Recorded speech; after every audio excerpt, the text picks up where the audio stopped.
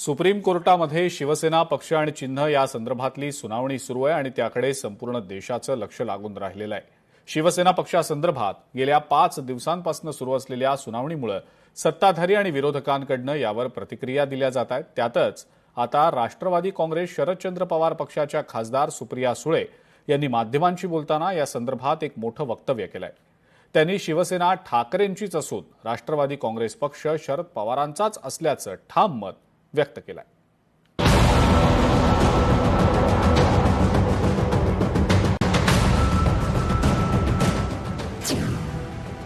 शिवसेना ही ठाकरेंचीच, सुप्रिया सुळेंचा दावा।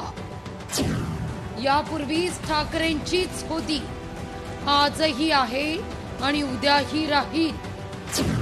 राष्ट्रवादी काँग्रेस पक्ष शरद पवारांच्या हातून काढून घेतला।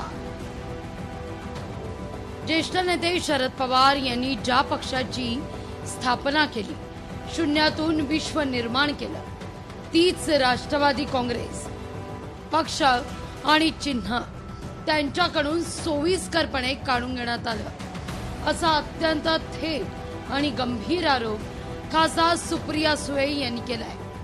निवडणूक आयोगाच्या कारभारावर जोरदार निशाणाही साधलाय। निवडणूक आयोगानं आपल्या सोयीनुसार पक्ष आणि चिन्ह दुसऱ्या गटाला बहाल केलं आणि पक्ष संस्थापकालाच रस्त्यावर आणलं, असा संताप व्यक्त केलाय। महाराष्ट्रात लोकशाहीचा संकोच कसा केला जातोय, असा सवाल आता पुन्हा एकदा त्या उपस्थित करतायत। राष्ट्रवादीच्या तारखा आम्ही सारख्या मागतोय। जेव्हा शिवसेनेची तारीख लागते तेव्हा कोर्टाकडे आम्ही राष्ट्रवादी काँग्रेस पक्षाला तारीख द्यावी ही आहे आणि मी शेवटपर्यंत राष्ट्रवादी काँग्रेस पक्ष हा शरदचंद्र पवारांचाच पक्ष आहे। चुकीच्या पद्धतीने त्यांच्याकडून काढून गेला, जोपर्यंत माझ्या श्वासात श्वास आहे ही लढाई मी लढत राहणार आणि ही लढाई फक्त आदरणीय पवार साहेबांची नाहीये, ही लढाई असंख्य कार्यकर्त्यांची आणि संविधान वाचवण्यासाठी आहे। राष्ट्रवादी काँग्रेसमधल्या फुटीनंतर पक्ष आणि चिन्ह निवडणूक आयोगानं अजित पवार यांच्या गटाला दिलं। या निर्णयावर खासदार सुप्रिया सुळे यांनी पुन्हा एकदा आक्रमक भूमिका घेतली आहे।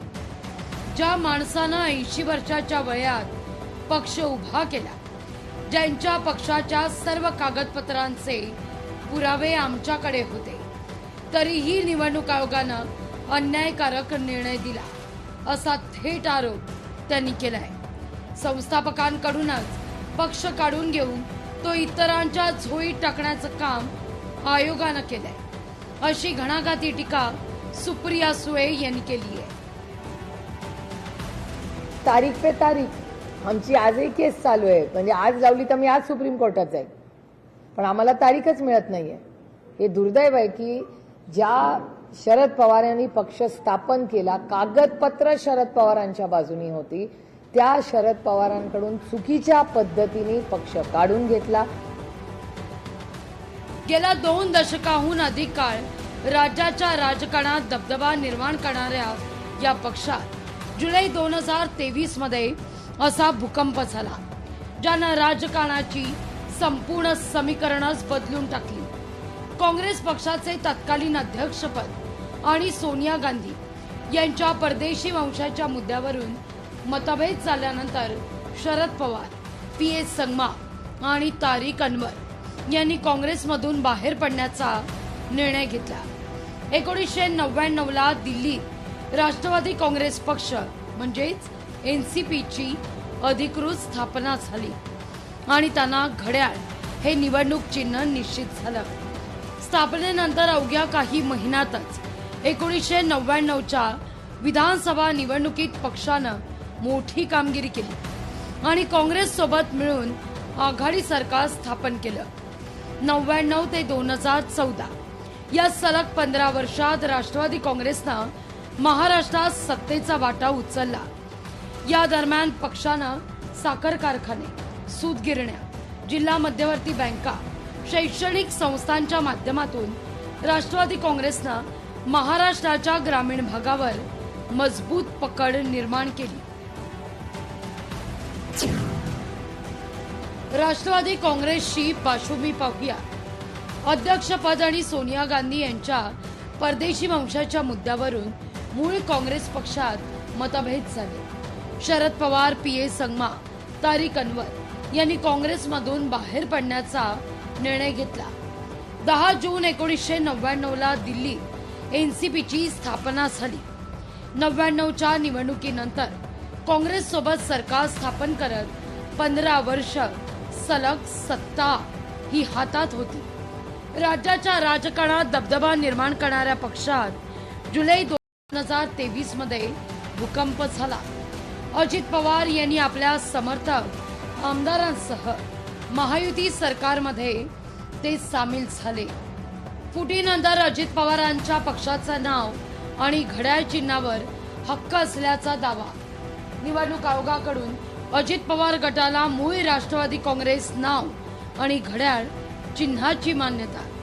शेवटच्या क्षणापर्यंत राष्ट्रवादी काँग्रेस पक्ष शरद पवार यांचाच राहणार असा सुप्रिया सुळे यांचा दावा आहे. विधिमंडळातील बहुमताच्या जोरावर संघटनात्मक संस्थापक आणि मूळ पक्षाच्या मालकीचा निर्णय कसा होऊ शकतो? निवडणूक आयोगानं राजकीय दबावाखाली येऊन पक्षाची स्थापना करणाऱ्या शरद पवारांनाच पक्षातून बेदखल केलं आणि पक्ष दुसऱ्यांना बहाल केला असा सुप्रिया सुळेंचा आरोप आहे.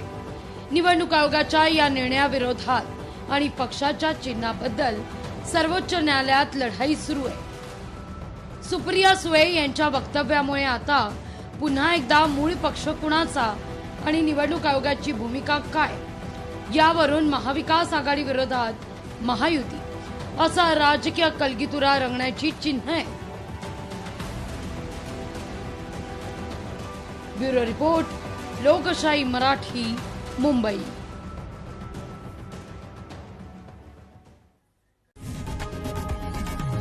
लोकशाही मराठी ऐका, पहा, जागरूक रहा.